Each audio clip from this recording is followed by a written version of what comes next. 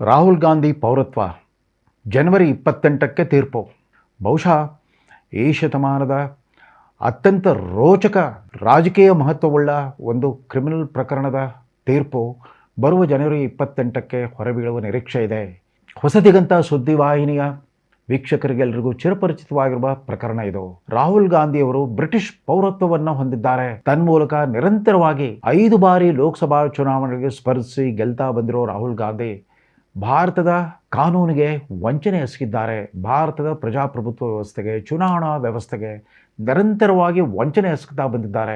ಅದರಿಂದಾಗಿ ಅವರ ಭಾರತೀಯ ಪೌರತ್ವವನ್ನು ರದ್ದುಪಡಿಸಬೇಕು, ಅವರ ಲೋಕಸಭಾ ಸದಸ್ಯತ್ವವನ್ನು ತಕ್ಷಣವೇ ರದ್ದುಗೊಳಿಸಬೇಕು ಮತ್ತು ಈ ರೀತಿಯ ಪ್ರಮಾದಗಳನ್ನು ಮಾಡಿರುವುದಕ್ಕಾಗಿ, ಕ್ರಿಮಿನಲ್ ಅಪರಾಧಗಳನ್ನು ಮಾಡಿರುವುದಕ್ಕಾಗಿ ಅವರ ವಿರುದ್ಧ FIR ದಾಖಲಿಸಬೇಕು ಅಂತ ಕೋರಿ ಬೆಂಗಳೂರಿನ ಒಬ್ಬ ಅನಾಮಿಕ ಪ್ರಜೆ, ಭಾರತೀಯ ಜನತಾ ಪಕ್ಷದ ಒಬ್ಬ ಸಾಮಾನ್ಯ ಕಾರ್ಯಕರ್ತ ಶಿಶಿರ್ ವಿಘ್ನೇಶ್ ಕಳೆದ 30 ತಿಂಗಳಿಂದ ಅಲಹಾಬಾದ್ ಹೈಕೋರ್ಟ್ನ ಲಕ್ನೋ ವಿಭಾಗೀಯ ಪೀಠದ ಎದುರಿಗೆ ನಿರಂತರವಾಗಿ ಹೋರಾಟ ಮಾಡ್ತಾ ಬಂದಿದ್ದರು.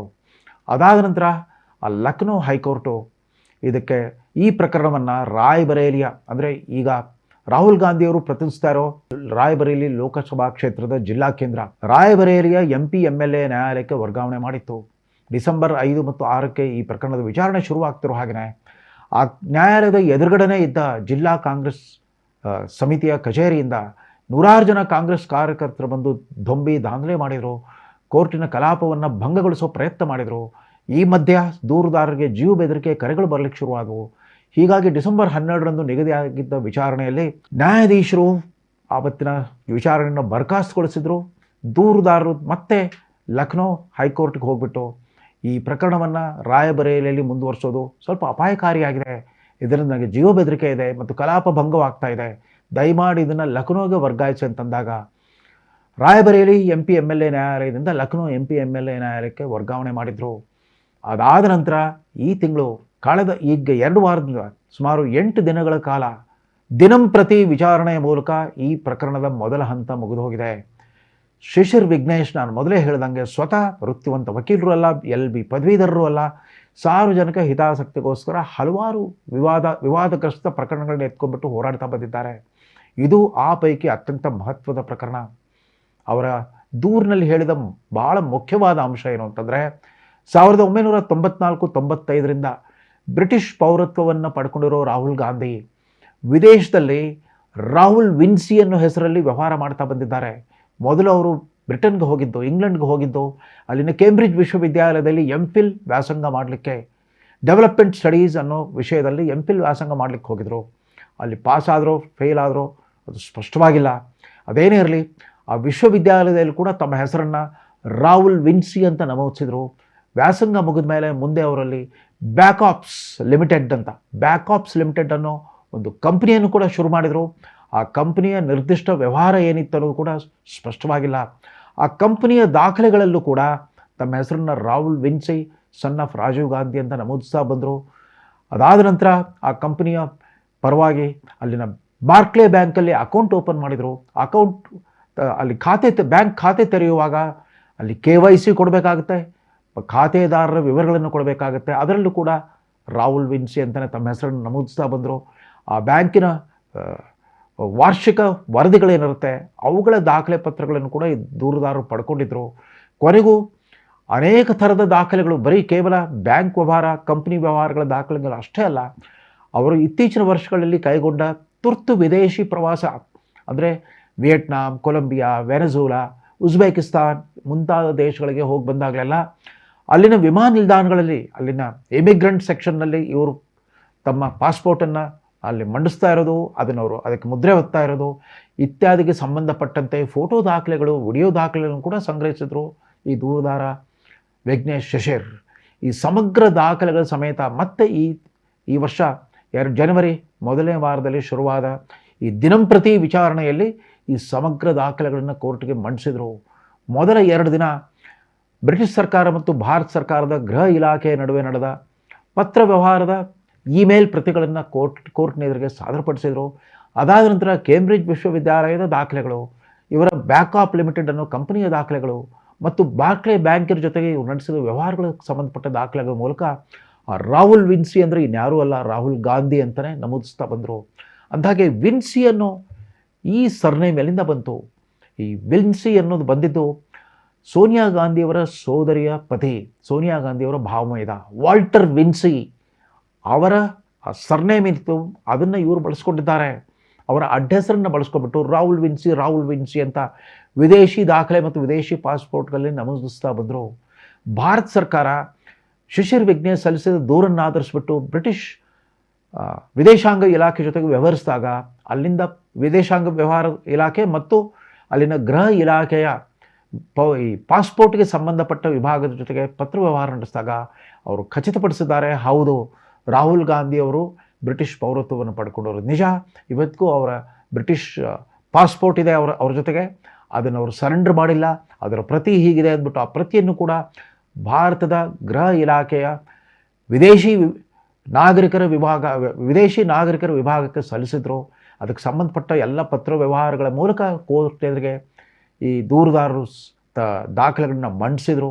ಒಟ್ಟು 45 ಅನಕ್ಷರಗಳಲ್ಲಿ ರಾಹುಲ್ ಗಾಂಧಿಯವರ ವಿದೇಶಿ ಪಾಸ್ಪೋರ್ಟಿಗೆ ಸಂಬಂಧಪಟ್ಟ ಎಲ್ಲ ಚಟುವಟಿಕೆಗಳನ್ನು ಕೋರ್ಟ್ನೆದುರಿಗೆ ಅನಾವರಣ ಮಾಡ್ತಾ ಬಂದರು ಈ ಶಿಶಿರ್ ವಿಜ್ಞೇಶ್. ನಾನು ಮೊದಲೇ ಹೇಳಿದಾಗೆ ಆತ ಕಾನೂನು ಪದವೀಧರನೂ ಅಲ್ಲ, ವೃತ್ತಿವಂತ ವಕೀಲನೂ ಅಲ್ಲ. ಸಾರ್ವಜನಿಕ ಹಿತಾಸಕ್ತಿಗಾಗಿ ಅಪಾರವಾದ ಕಾನೂನು ಅಧ್ಯಯನ ಮತ್ತು ಸಂವಿಧಾನಾತ್ಮಕ ಅನುಬಂಧಗಳನ್ನು ಅಧ್ಯಯನ ಮಾಡಿಬಿಟ್ಟು ಈ ಪ್ರಕರಣವನ್ನು ಏಕಾಂಗಿಯಾಗಿ ಹೋರಾಡ್ತಾ ಬಂದರು. ಕೋರ್ಟ್ನಲ್ಲಿ ಪಾರ್ಟಿ ಇನ್ ಪರ್ಸನ್ ಅಂತ ವಾದಿಸ್ತಾ ಬಂದರು. ಕಡೆಗೂ ಅದಷ್ಟೇ ಅಲ್ಲ, ಈ ಮಧ್ಯ ಜಾರಿ ನಿರ್ದೇಶನಾಲಯ ಅಂದರೆ ಎನ್ಫೋರ್ಸ್ಮೆಂಟ್ ಡೈರೆಕ್ಟರೇಟ್ ಕೂಡ ಇವರನ್ನ 2 ದಿನಗಳ ಕಾಲ ವಿಚಾರಣೆಗೆ ಕರೆದಿತ್ತು. ಅಲ್ಲಿ ರಾಹುಲ್ ಗಾಂಧಿಯವರು ತಮ್ಮ ವಿದೇಶಿ ಪೌರತ್ವವನ್ನು ಇಟ್ಕೊಂಡ್ಬಿಟ್ಟು ಯಾವ್ಯಾವ ರೀತಿಯ ಹಣಕಾಸು ವ್ಯವಹಾರಗಳನ್ನು ಮಾಡಿದ್ದಾರೆ, ಎಷ್ಟು ಪ್ರಮಾಣದಲ್ಲಿ ಅಲ್ಲಿ ಆಸ್ತಿಪಾಸ್ತಿಗಳು ಏನಾದರೂ ಮಾಡ್ಕೊಂಡಿದ್ದಾರಾ, ಅದರ ವಿವರಗಳನ್ನು ಕೂಡ ಕೇಳಿದರು. ಅದಕ್ಕೆ ಸಂಬಂಧಪಟ್ಟ ಮಾಹಿತಿಯನ್ನು ಕೂಡ ಅವರು ಇಡಿಗೆ ಒಪ್ಪಿಸಿದ್ರು. ಸೊ ಈ ಪ್ರಕರಣಕ್ಕೆ ಹಲವಾರು ಆಯಾಮಗಳಿದೆ. ಆದ್ದರಿಂದ ಈ ದೂರುದಾರ ಅಲ್ಲಿನ ಜನಪ್ರತಿನಿಧಿಗಳ ನ್ಯಾಯಾಲಯದ ನ್ಯಾಯಾಧೀಶ ಅಲೋಕ್ ಕುಮಾರ್ ಅವರ ಎದುರಿಗೆ ಸಲ್ಲಿಸಿರೋ ಕೋರಿಕೆ ಏನು ಅಂತಂದರೆ, ರಾಹುಲ್ ಗಾಂಧಿಯವರು ಈ ಅಧಿಕೃತ ಸರ್ಕಾರಿ ಗೌಪ್ಯತಾ ಕಾಯ್ದೆ 1923, ಪಾಸ್ಪೋರ್ಟ್ ಕಾಯ್ದೆ 1946, ವಿದೇಶಿ ನಾಗರಿಕರ ಕಾಯ್ದೆ 1967 ಮತ್ತು 2023 ಭಾರತೀಯ ನ್ಯಾಯ ಸಂಹಿತೆಯ ವಿವಿಧ ಸೆಕ್ಷನ್ಗಳ ಅನುಸಾರ ಹಲವಾರು ಅಪರಾಧಗಳನ್ನು ಎಸಗಿದ್ದಾರೆ. ಆದ್ದರಿಂದ ಅದು ತತ್ಕ್ಷಣವೇ ಅವರ ಭಾರತೀಯ ನಾಗರಿಕತ್ವವನ್ನು ರದ್ದುಪಡಿಸಬೇಕು. 5 ಬಾರಿ ತಾನು ತಮ್ಮ ಬ್ರಿಟಿಷ್ ಪೌರತ್ವದ ಮಾಹಿತಿಯನ್ನು ಚುನಾವಣಾ ಆಯೋಗದಿಂದ ಬಚ್ಚಿಟ್ಬಿಟ್ಟು ತಾವು ಸಲ್ಲಿಸಿರೋ ಚುನಾವಣಾ ಸಂದರ್ಭದಲ್ಲಿ ಸಲ್ಲಿಸಿರೋ ಎಲ್ಲ ಅಫಿಡವಿಟ್ಗಳಲ್ಲಿ ತಾನು ಭಾರತೀಯ ನಾಗರಿಕ ಅಂತ ನಮೂದಿಸ್ತಾ ಈ ರೀತಿ ವಿಶ್ವಾಸ ದ್ರೋಹದ ಮೂಲಕ ಅವರು 5 ಬಾರಿ ಚುನಾವಣೆ ಗೆದ್ದು ಬಂದ್ಬಿಟ್ಟು ಇವತ್ತು ಲೋಕಸಭಾ ಪ್ರತಿಪಕ್ಷ ನಾಯಕರು ಕೂಡ ಆಗಿದ್ದಾರೆ. ಇದರಿಂದಾಗಿ ತಕ್ಷಣವೇ ಅವರ ವಿರುದ್ಧ FIR ಅನ್ನು ದಾಖಲಿಸಬೇಕು. ಅವರ ಪಾಸ್ಪೋರ್ಟನ್ನು ತಕ್ಷಣವೇ ಅದನ್ನು ರದ್ದುಪಡಿಸಬೇಕು, ಭಾರತೀಯ ನಾಗರಿಕತ್ವವನ್ನೇ ರದ್ದುಪಡಿಸಬೇಕು, ಅವರ ವಿರುದ್ಧ FIR ದಾಖಲಿಸಬೇಕು ಅಂತ ಕೋರಿದ್ದಾರೆ. ಮತ್ತು ವಿವಿಧ ಸೆಕ್ಷನ್ಗಳನ್ನ ಆಧರಿಸಿ ಅವರ ವಿರುದ್ಧ ಕ್ರಿಮಿನಲ್ ಮೊಕದ್ದಮೆ ನಡೆಸಲಿಕ್ಕೆ ಅವಕಾಶ ಕೊಡಬೇಕು ಅಂತ ಕೋರಿಕೆ ಸಲ್ಲಿಸಿದರು. ನ್ಯಾಯಾಧೀಶರು ಒಟ್ಟು 310 ಪುಟಗಳ ಇವರ ವಾದ ಸರಣಿಯ ಲಿಖಿತ ವಾದವನ್ನು ಸ್ವೀಕರಿಸಿದ್ದಾರೆ. 45 ಅಂದರೆ ಪುರಾವೆಗಳ ರೂಪದಲ್ಲಿ ಸಲ್ಲಿಸಿದ ಪೇಪರ್ ದಾಖಲೆಗಳು ಮತ್ತು ವಿಡಿಯೋ ದಾಖಲೆಗಳನ್ನೆಲ್ಲ ಕೋರ್ಟಿನ ರೆಕಾರ್ಡ್ನಲ್ಲಿ ಅವರು ನಮೂದಿಸ್ಕೊಂಡಿದ್ದಾರೆ. ಕಡೆಗೆ ನಿನ್ನೆ ಮುಕ್ತಾಯವಾಯಿತು. ಅದಕ್ಕೆ ಸಂಬಂಧಪಟ್ಟ ಎಲ್ಲ ಸುಪ್ರೀಂ ಕೋರ್ಟ್ನ ಪೂರ್ವ ನಿರ್ದೇಶನಕ್ಕೆ ಸಂಬಂಧಪಟ್ಟ ಎಲ್ಲ ಸುಪ್ರೀಂ ಕೋರ್ಟ್ ತೀರ್ಪುಗಳನ್ನು ಕೂಡ ಈ ದೂರುದಾರರು ಕೋರ್ಟ್ನೆದುರಿಗೆ ಮಂಡನೆ ಮಾಡಿದ್ದಾರೆ. ಇದೀಗ ನಿನ್ನೆ ಬುಧವಾರ ಜನವರಿ 14ಕ್ಕೆ ಇದಕ್ಕೆ ಸಂಬಂಧಪಟ್ಟ ವಿಚಾರಣೆ ಮುಗಿದಿದೆ. ನ್ಯಾಯಾಧೀಶ ಅಲೋಕ್ ಕುಮಾರ್ ಅವರು ಬರುವ ಜನವರಿ 28ಕ್ಕೆ ಕೋರ್ಟು ತೀರ್ಪು ಪ್ರಕಟಿಸುತ್ತೆ, ಈ ಪ್ರಕರಣದ ತೀರ್ಪು ಪ್ರಕಟಿಸುತ್ತೆ ಅಂತಂದ್ಬಿಟ್ಟು ಘೋಷಣೆ ಮಾಡಿದ್ದಾರೆ. ಅಂದರೆ ಜನವರಿ 28ಕ್ಕೆ ಆವತ್ತೇ ಸಂಸತ್ತಿನ ಉಭಯ ಸದನಗಳ ಅಧಿವೇಶನ ಶುರುವಾಗುತ್ತೆ, ಬಜೆಟ್ ಅಧಿವೇಶನ ಶುರುವಾಗುತ್ತೆ. ಅವತ್ತು ರಾಷ್ಟ್ರಪತಿಗಳ ಭಾಷಣ ಇರುತ್ತೆ. ಆವತ್ತಿನ ದಿನವೇ ಈ ರಾಹುಲ್ ಗಾಂಧಿಯವರ ಪೌರತ್ವಕ್ಕೆ ಸಂಬಂಧಪಟ್ಟ ತೀರ್ಪೇನಾದರೂ ಈ ದೂರುದಾರರ ಪರವಾಗಿ ಏನಾದರೂ ಬಂದುಬಿಟ್ರೆ ಅದು ಭಾರತದ ಇತಿಹಾಸವನ್ನೇ ಬದಲಿಸೋ ಒಂದು ದೊಡ್ಡ ಶಕ್ತಿಯನ್ನು ಹೊಂದಿದೆ. ಬಹುಶಃ 21ನೇ ಶತಮಾನದ ಅತಿ ದೊಡ್ಡ ರಾಜಕೀಯ ಪ್ರಕರಣವಾಗಿ ದಾಖಲಾಗಿಬಿಡುತ್ತೆ ಇತಿಹಾಸದ ಪುಟಗಳಲ್ಲಿ. 20ನೇ ಶತಮಾನದಲ್ಲಿ ರಾಹುಲ್ ಗಾಂಧಿಯವರ ಅಜ್ಜಿ ಶ್ರೀಮತಿ ಇಂದಿರಾ ಗಾಂಧಿಯವರ ಚುನಾವಣೆಯನ್ನು ರದ್ದುಪಡಿಸಿದರು. ರಾಯಬರೇಲಿ ಕ್ಷೇತ್ರದಿಂದ ಅವರು ಗೆದ್ದು ಬಂದಿದ್ದರು. ಆಗ ಅವರು ಪ್ರಧಾನಮಂತ್ರಿ ಆಗಿದ್ದರು. ಅಲ್ಲಿ ಚುನಾವಣಾ ಅಕ್ರಮಗಳನ್ನು ಎಸಗಿದ್ರು, ಚುನಾವಣಾ ಭ್ರಷ್ಟಾಚಾರ ಮಾಡಿದ್ರು ಅನ್ನೋ ಆರೋಪವನ್ನು ಎತ್ತಿಡಿದ್ಬಿಟ್ಟು ಇದೇ ಅಲಹಾಬಾದ್ ಹೈಕೋರ್ಟಿನ ಅವತ್ತಿನ ನ್ಯಾಯಮೂರ್ತಿ 1975 ಜೂನ್ 16ಕ್ಕೆ ಒಂದು ಪ್ರತಿಕೂಲ ತೀರ್ಪನ್ನು ಕೊಟ್ಟ ನಂತರ ದೇಶದಲ್ಲಿ ತುರ್ತು ಪರಿಸ್ಥಿತಿ ಹೇರಿಕೆಯಾಗಿತ್ತು, ಸರ್ವಾಧಿಕಾರ ನಡೆದಿತ್ತು, ಇಂದಿರಾ ಗಾಂಧಿಯವರು ಅಧಿಕಾರ ಕಳ್ಕೊಳ್ಬೇಕಾಯಿತು ಇತ್ಯಾದಿ ಇತಿಹಾಸ ನಮಗೆಲ್ಲ ಗೊತ್ತಿದೆ. ಅದಾದ ನಂತರ ಅದೇ ವಂಶಸ್ಥ ಇಂದಿರಾ ಗಾಂಧಿಯವರ ಮೊಮ್ಮಗ ರಾಹುಲ್ ಗಾಂಧಿಯವರು ಕೂಡ ತಮ್ಮ ರಾಜಕೀಯ ಬದುಕಿನ ಅತ್ಯಂತ ಕಠೋರ ಅಗ್ನಿ ಪರೀಕ್ಷೆಯನ್ನು ಎದುರಿಸೋ ಹಾಗಾಗಿದೆ. ಆ ತೀರ್ಪು ಪ್ರಕಟವಾದ ಮೇಲೆ ಗೊತ್ತಾಗುತ್ತೆ ಈ ಹೋರಾಟದಲ್ಲಿ ಅವ್ರು ಗೆಲ್ತಾರೋ ಸೋಲ್ತಾರೋ.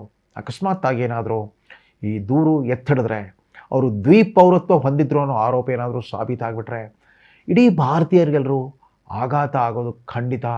ಕಾಂಗ್ರೆಸ್ ಪಕ್ಷಕ್ಕೂ ಕೂಡ ಸುಮಾರು 140 ವರ್ಷಗಳ ಇತಿಹಾಸವುಳ್ಳ ಅಖಿಲ ಭಾರತ ಕಾಂಗ್ರೆಸ್ ಪಕ್ಷ ಕೂಡ ದೊಡ್ಡ ಸಾರ್ವಜನಿಕ ಮುಜುಗರವನ್ನು ಅನುಭವಿಸ್ಬೇಕಾಗುತ್ತೆ ಅನ್ನೋದು ನಿಜ. ಅಕಸ್ಮಾತ್ ಈ ದೂರಿನಲ್ಲಿ ಹುರುಳಿಲ್ಲ ಅಂತ ಏನಾದರೂ ತೀರ್ಪು ಬಂದರೆ ಆಗ ರಾಹುಲ್ ಗಾಂಧಿಯವರು ದೋಷಮುಕ್ತರಾಗ್ತಾರೆ. ತದನಂತರ ಹೊಸ ರೀತಿಯಲ್ಲಿ ತಮ್ಮ ವ್ಯಕ್ತಿತ್ವವನ್ನು ರೂಪಿಸ್ಕೊಳ್ಳೋಕ್ಕೆ ಅನುವು ಮಾಡಿಕೊಟ್ಟಂಗಾಗುತ್ತೆ. ಇಲ್ಲಿಗೆ ಸಂಚಿಕೆಯನ್ನು ಮುಗಿಸ್ತಾ ಇದ್ದೇನೆ. ನಮಸ್ಕಾರ.